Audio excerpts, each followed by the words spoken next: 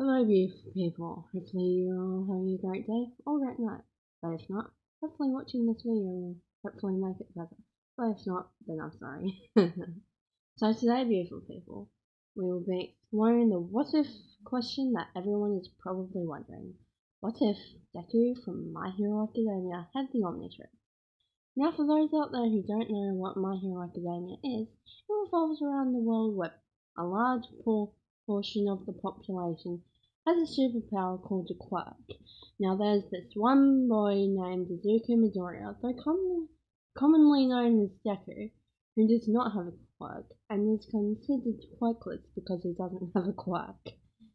But he gets a quirk early on, and the anime mostly revolves around him and his time at a hero high school named UA High School. Now, for those out there who don't know what the Omnitrix is a device from the show Ben 10, which can change the user into a variety of different alien species, but with a few different limitations. Now on to the what if. Izuku Midoriya, a young boy with one and only dream, to become a great pro hero. Even to say he wanted to be like his hero, All Might, and be the #1 pro hero. However, his dreams were crushed at a young age, as he was diagnosed as quirkless.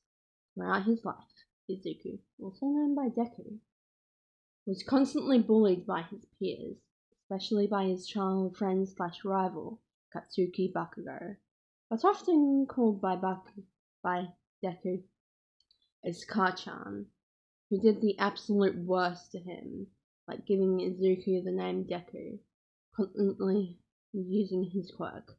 Also, for those who don't know what Bakugo's quirk is, basically, Bakugo's quirk, named Explosion, allows Bakugo to excrete nitroglycerin-like sweat from his palms and ignites that wall to create various explosions of various sizes on him, and other mean things.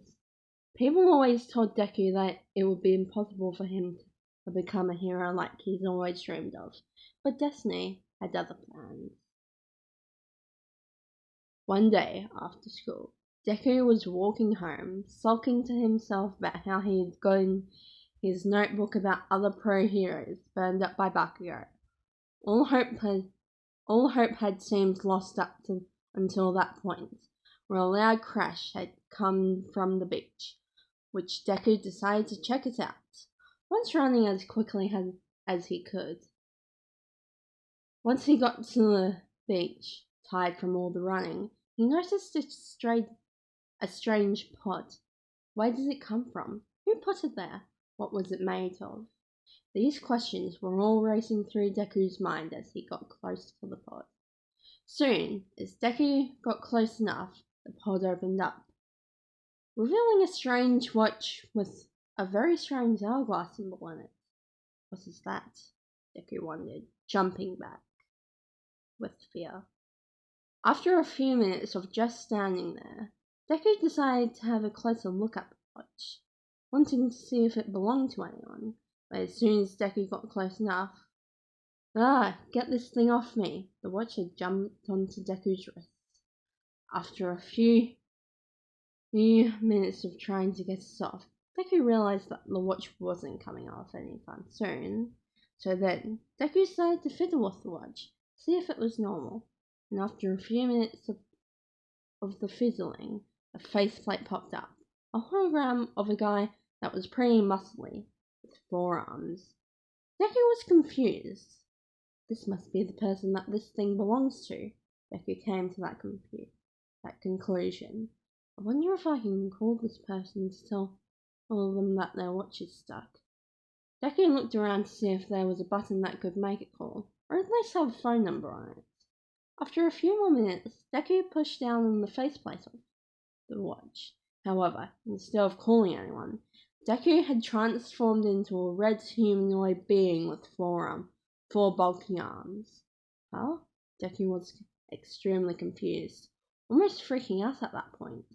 Soon, Deku noticed that that he had 4 big bulky arms. These are new. Wait, has my quirk finally manifested? Deku was surprised, yet excited at this discovery. But soon, looking at himself from the reflection of the pod, Deku saw that he wasn't himself. Horrified, Deku jumped back as he started freaking out. But after 9 more minutes of freaking out, Deku had reverted back to himself. Surprised at this, Deku didn't have time to see that the number 1 pro hero, All Might, had jumped behind Deku. "Never fear, as I am here," All Might exclaimed, startling Deku. "Apologies for startling you, young boy, but have you seen anything that could have made a loud crash?" Deku nodded his head and explained everything about the pod crashing down to Earth, the watch coming from it, and the watch's ability to transform the user, but worrying that All Might wouldn't believe him. "Is that so, kid?" All Might asked, raising an eyebrow. Deku nodded. "As long as you aren't posing yourself as a threat, I'll be on my way." All Might jumped off. Soon, Deku started walking home again. Everything was going fine, until Deku was ambushed by a sludgy villain who started to consume him. Deku screamed, "Don't worry, I'm just hijacking your body. Calm down. It'll only hurt for about 45 seconds. Then it'll be all over." The sludge villain chuckled. As soon as you could say, "What if Deku had the Omnitrix?" All Might showed up once again and said, "I never thought I'd have to meet up with you again, or at least not like this. Anyways, Texas Smash!" and used the Texas Smash, causing the sludge villain to retreat to the sewers.